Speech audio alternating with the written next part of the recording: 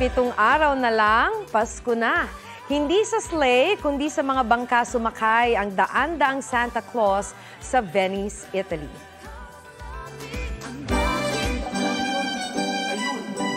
Dama ang simoy ng Paskong Pinoy sa Roma.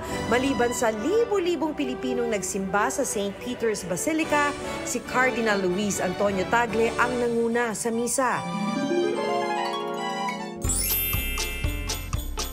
Sa Venice, Italy naman, Santa is on the way pero not on his sleigh, kundi ng bangka.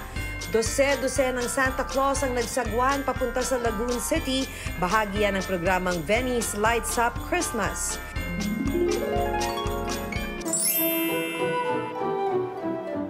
Kakaiba rin ang paraan ng isang Santa sa Guatemala para regalo'y maipadala. Yan, sorpresa ng mga local firefighters sa mga batang nakatira sa city suburb.